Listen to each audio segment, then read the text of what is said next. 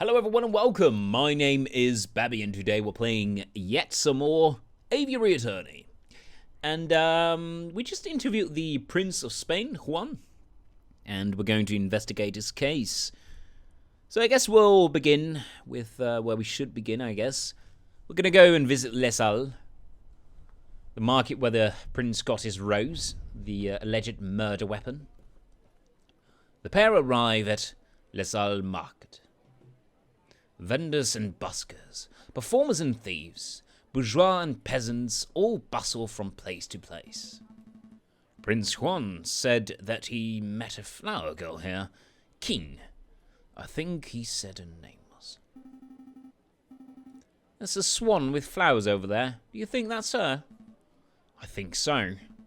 It's possible that she knows the murderer, or even that she is the murderer herself. So we should probably act with tact and finesse. Excuse me, mademoiselle. Flower lady. We would like a word. Tact, Sparrowson. Tact. We've been over this. Okay, yet another female voice. This is killing me. Good day, monsieur. Are you interested in purchasing a flower? Yes, I wish to purchase a rose from a lady. I'm afraid that I'm out of roses. I sold my last one a week ago. Perhaps you would be satisfied with a chrysanthemum instead. Is that like a Japanese flower? 'Tis a beautiful flower from a fair maiden. Please don't mind Sparrowson. He fell out of his nest as a baby and has said dumb things ever since. My God. Hey! Let me introduce myself. I'm Jayjay Falcon, defense attorney. Are you Mademoiselle Keen? That's right. Catherine Marie Keen. I suppose you're here to ask about the royal assassination attempt. How did you know? I'm no fool, monsieur. I know that a rose sword was used as the murder weapon. To be honest, I'm surprised it's taken so long for someone to directly question me. The Parisian police seems to have a habit of missing obvious leads. So, do you mind if we ask you a couple of questions? Business is slow. Please ask away. Where did you get your flowers from? That's probably a good question. Where did you acquire your flowers from, if I may ask? Normally, I gather from the wild. Last week, I found these chrysanthemums in the city limits. And that's the same place I discovered this monster-hood. Man, flower names, my God, as if that's my speciality. But since it's still winter, I have to buy a lot of my flowers from a merchant who travelled to Italy and the Netherlands. Hey, Netherlands represent. Probably buy some tulips. That's how I acquire the rose. What can you tell me about this particular merchant? Not a lot, monsieur. He's just an old man who passes through Paris a few times a year, selling his goods and wares. I see. No chance of him being a super secret assassin? No, monsieur. Did you want to ask something else? Okay, who bought your last rose? Well, that's probably a good question as well. Mademoiselle, you mentioned that you sold your last rose a week ago. Who did you sell it to? The person who bought the rose. I didn't catch his name, but he was a charming red fox. Sounds like Juan. Met him around a week ago on the 6th. We talked for a little while about the usual things, you know, like how everyone seems to be in debt these days. Especially the King of Spain, eh? Then he bought a rose and left. I hear that the fox is on trial, but to be honest, monsieur, I don't think it's guilty. Oh? Why is that? Well, actually, never mind. It's just a gut feeling. Let's pressure her. Mademoiselle, it just so happens that we're defending this particular fox in the cour d'assises. If you have something to say that would prove this innocence, now would be the time to let us know. I'm sorry, monsieur. I can't. Wait, Mademoiselle Keen, wait up! Damn. Nice display of tact and finesse, Falcon. You scared her off. The Swan obviously knows something crucial about the case. We need to get to the bottom, or whatever it is. Agreed. But I don't think she'll be in the mood to tell us anything else. I know. Why don't we try acting with a little more tact and finesse next time? Hush. Let's take a sip of my tea, because, you know, the dear old throat.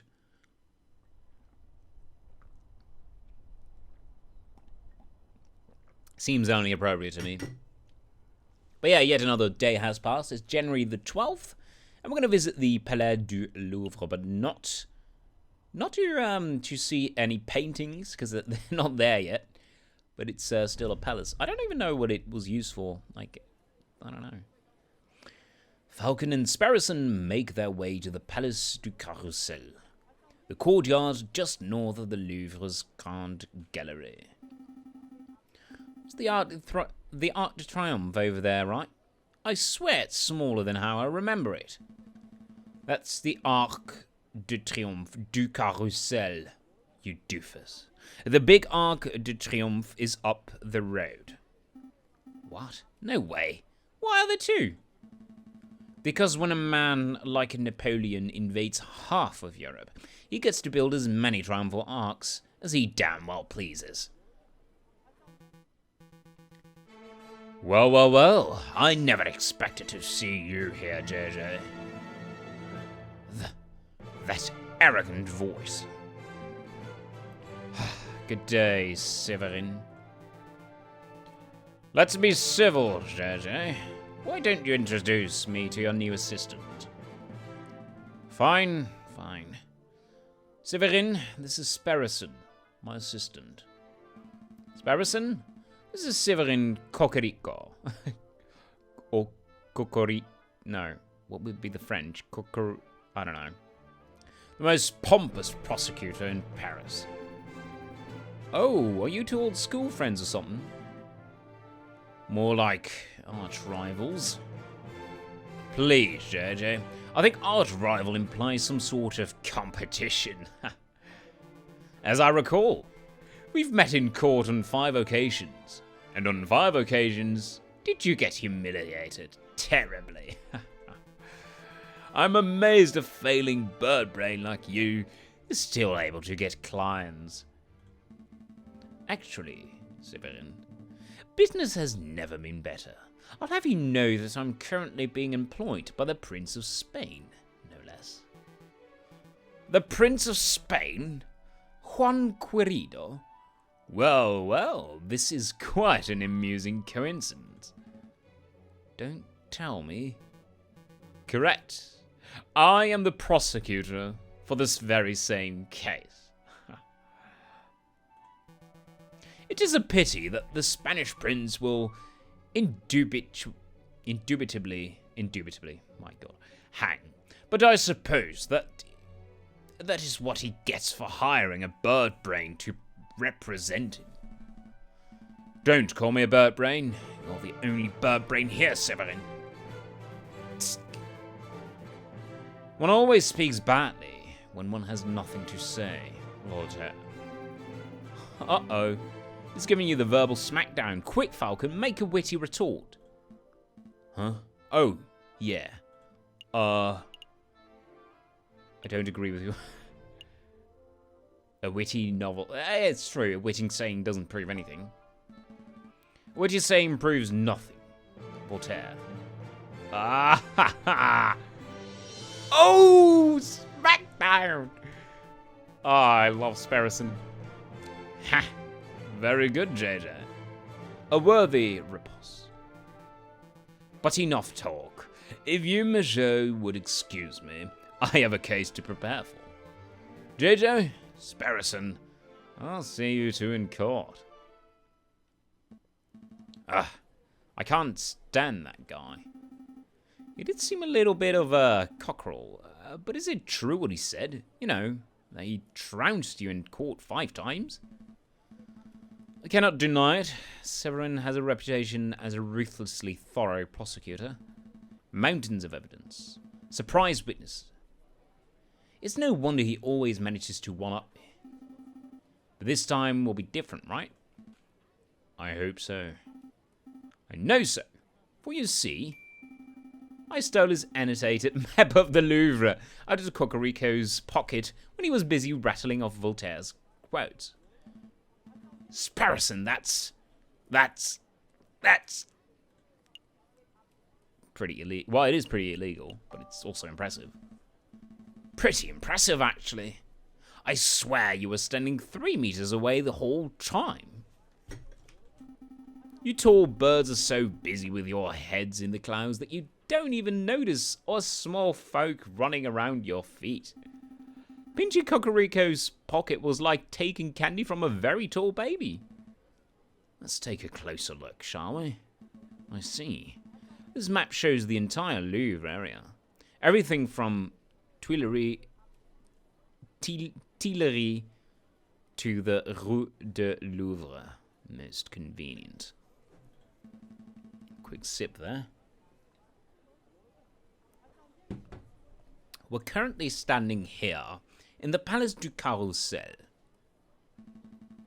And those pendant arrows seem to show the route taken by the king's entourage, which means that the king first went here, through the Salle du Tibre, and then here, into the Grande Galerie, where the murder occurred. Didn't Prince Juan say that he spent the morning in the Tuileries Gardens? That's right. So that means Prince Juan approached the Louvre from the west side, somewhere over there. Sounds like we have a lot of places to visit. Where should we go first? I guess we'll go to the Tuileries Garden first. Our feather-headed friends wander through the immaculately maintained Tuileries Gardens. Nothing seems out of the ordinary until they spot a familiar face picking up litter by a tree line. Yeah, and I know who that is. Hey, Falcon, doesn't that groundkeeper over there look familiar? Is he a groundkeeper now?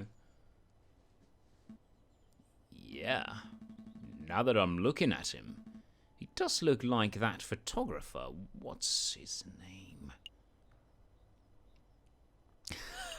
Saladar said no, it's Robizio Robinio. Robizio Robinio. Did someone call me? Oh, it's you. The lawyers who don't appreciate a masterful photograph when they see it. It's good to see that you gave up on your artsy dreams to pursue the more grounded career of groundskeeping. Oh my god, Sparrowson. Hey, I'm not doing this willingly. I was given community service for committing perjury. Can you believe that? They gave me an esteemed photographer. Community service, me! Yeah, I can believe that. Perjury is somewhat serious. You should be thankful that you got off without jail time. Pfft. You sounded just like that self-righteous judge, Maxime. So, did you two want to ask me something, or are you just here to cop? Personally, I'm just coping. Actually, I do have a couple of questions, if you don't mind, Monsieur Robinio. Why would we want to know that? Let's ask if he met Prince Juan. I don't suppose you've bumped into a Spanish fox who goes by the name of Prince Juan, have you? A Spanish fox? No, I've never met anyone like that. If this is about the assassination attempt on the king, then you're asking the wrong person. I only started working here today. I see. Was there anything else that you wanted? Okay, let's ask him how the groundskeeping's going. So, how's that new groundskeeping job working out? Terrible. Tourists are pigs. Somewhat literally. Look at these rubbish I found. Beer bottles, tin cans, apple cores. And look what I picked up. This by the west entrance. A book page. Hey, but we do have a book. Let's see if pages are missing. A whole book, I would understand. But a single page? What kind of blithering moron loses just one page? Wait a minute. May I take a closer look at that, Monsieur? Don Quixote. That's a page from Don Quixote. May I take it off your hands, Monsieur? Sure. What's it worth to you? What's it worth? It's trash. It's literally worthless. Then I suppose I'll be destroying it as per my duties. All right. I suppose you deserve a little compensation for your trouble.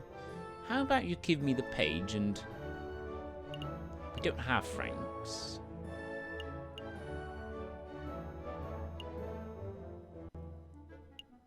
I'll get your photos in the Louvre. Let's do that. Get your photographs put up in the Louvre, framed in the Grande Galerie, front and center. Oh wow, you have the power to do that. Absolutely, Monsieur. We're lawyers. We can do all kinds of crazy things. Well, that can be quite dubious, but sure. Then it's a deal. Here, take the page. Alright, we got page 44. That's kind of random. Psst, Falcon. How are you going to fulfill your part of the deal? I don't have a clue. We'll cross that bridge later. This case is over, maybe. Did you want to ask us something else? Well, that's all. That's all. We'll let you get back to your work, Monsieur Robinho. Okay, now I kind of want to ask that Fox about what he saw. I mean, about that page. Let's see, he's over there. A flamboyant Prince of Spain. On trial for the murder of Major... Okay. Oh, we do have francs. Okay. Should have actually given them that. It won't show further details, so I guess, we'll go to the Grande Galerie. Here we are, the Grande Galerie. The murder room. I believe the murder occurred right on the new painting. I see hundreds of paintings. Which one is the new one? I haven't the foggiest. You'll have to ask someone. Please don't talk to me. Please don't talk to me. Please don't talk to me. Excuse me, Monsieur. You look like you know your Mona Lisas from your last suppers. I don't want any attention. Maybe he isn't talking to me. Nope, he's definitely talking to me. Keep it together, Eric. Aye. Would you happen to know which painting was unveiled on the 7th of January? The one the king came to visit. Oh, yeah, I can help you with that. It's the piece right behind you. Ah, I see. It's a painting of the king himself. Wait, what? How is the king a bird and his son a fox? Oh, I guess it's the French king. Napoleon the whatever. That's one noble looking penguin. What do you think of it, Falcon? What do I think? Well, I'm not an art critic, but I don't care for it. I don't care for it. Above all else, art must strive to be honest. When I look at this piece, I don't see an honest depiction of our king. All I see is a depiction of a man the king wishes he could be. That's an artistic travesty. You read all the social commentary from the painting? That's pretty impressive, considering it's just a penguin in a fancy dress. I'm getting the impression that you messieurs aren't regulars at art galleries. No. We're a right pair of Philistines. Speak for yourself, Falcon. I've never even been in the Middle East. Oh my god. Then I'm guessing you're here to investigate the king's assassination attempt. That's right. We were actually hoping we could ask you a couple of questions about what you saw. Oh, I wasn't even in Paris when the murder took place. I didn't see anything. But, I have a friend who might be able to help you out. What's this? R&M Associates, the home of Renard Vulp. Private investigator. Thank you, but I don't normally deal with these grey area of the law types. No, please give the guy a chance. He helped me out of a bind before, and I'm sure he can do the same for you. Well, I'm not making any promises, but I'll keep hold of the card. We appreciate the help, in any case. It's no trouble. Thank you for your time, Monsieur. Is there anything else we can do here? Well, ideally, we would turn the whole Grand Gallery upside down in our hunt for evidence, but that's not possible with so many people around. We should probably just move to the another room. Okay, I don't think we've been to the Place du Carrousel. No. Okay, that's our entry point. Okay, we're gonna go to the Salle du Tigre. So this is the Salle du Tigre. If I understand Cocorico's notes correctly, this is the room the king and his entourage stopped in before heading to the Grand Gallery. This room doesn't seem to be very popular. I don't see anyone around to investigate. Interrogate. Interview? Right, interview. Well, since it's quiet, maybe we should take the opportunity to do a little snooping. What would be the point? Surely all the interesting evidence would be in the Grand Gallery, where the murder took place. Think about it, Falcon. The police would have already gone over the Grand Gallery with a fine-toothed comb. Sorry about that. But I bet that the numbskull Inspector Voletti didn't even think to check his room for clues. There might be a murder weapon just on our beaks. Your logic seems a little questionable, but it couldn't hurt to take a look, I suppose. Okay, well, we're going to examine everything, I guess. I mean, I don't think that's weird logic. A supporting column. It's holding the roof up. If the column were truly supportive, it wouldn't... Oh, wow. Wouldn't hold the roof up. It would encourage the roof to get off to this location on time. What? Okay. A shiny copper urn. I guess it was used for carrying water or for cremated remains. Probably not both at the same time. Smells good. Don't sniff the exhibits, Sparrowson. No, really, this urn smells amazing. It's almost chocolatey. You poor thing, you're hallucinating from hunger. Would you like to stop by the bakery on our way back to the offices? Don't patronize me, Falcon. My nose never lies. You do not even have a nose. I'm telling you, there's something in there. I can feel it. Now you're touching the exhibits. That's definitely a no-no. See? Look what I found in the urn. Put that down, Sparrowson. It's someone's old rubbish. No, look. It's a chocolate wrapper. Judging by the smell, the chocolate was bitter and dark. 70. Perhaps 80% cocoa. Belgian in origin. That's the best chocolate. The 70-80% chocolate. That's really the best. The level of wrapper crumpling and the firmness of the chocolate residue indicates that this was discarded just a few days ago. Yes, I'm certain that the chocolate contained in this wrapper was undoubtedly consumed on the 7th of January, the day of the murder. Mon Dieu, Sparrowson, you deduced all that from smelling the wrapper? Imagine what I could... Imagine what I could work out if I tasted it.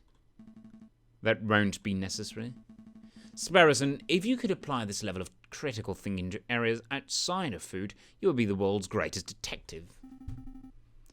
If only all evidence were edible. So, do you have any idea which shop this chocolate was purchased from? That might help us track down the person who consumed it. No, there's no possible way we could know that. I suppose we will just have to visit every confectioner in town and simply every bit of merchandise for comparison. What a chore. Interesting, because I can see Lander Hagelslaks Chocolate Imperium. Hagelslak. That's Dutch. Alright. written on the wrapper. Well, you can't blame a bird for trying. Alright. I guess that was what we were supposed to find. Oh, there was actually something here. Why did I skip that? That's heresy.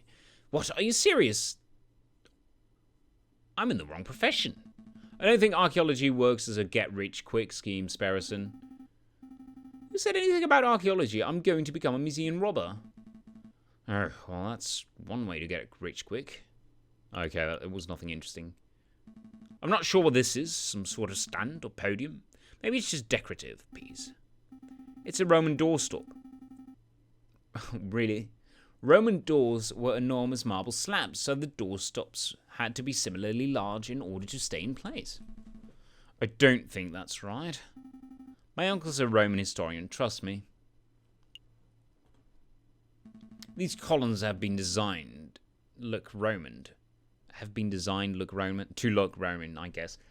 I think the style is ionic. It's not ionic, Falcon. Irony is when a character says something, but the reader knows it means something completely different. Yeah, gotta love the puns. That's not... Never mind. Okay, there we go. This is some sort of cremarial container. It's beautifully crafted, but what did it contain? Maybe it's an arcane wine cabinet. Don't be so ignorant, Falcon. This is a sacred Mesopotamian artifact gifted to Emperor Hadrian for his victory at the Euphrates in 123 AD. Stop making stuff up. You and I both know nothing about Mesopotamia. Alright, you got me. This could be a hippo's chambers pot for all I know. I think that was it. Alright. Place du Carrousel. That's where we leave. Are we all done here? Yeah, let's go. Yep, let's make a move.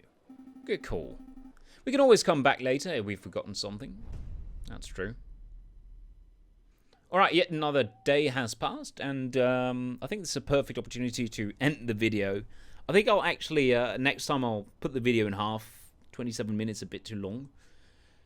Anyway, thank you very much for watching, and as always, have a good one. Cheers.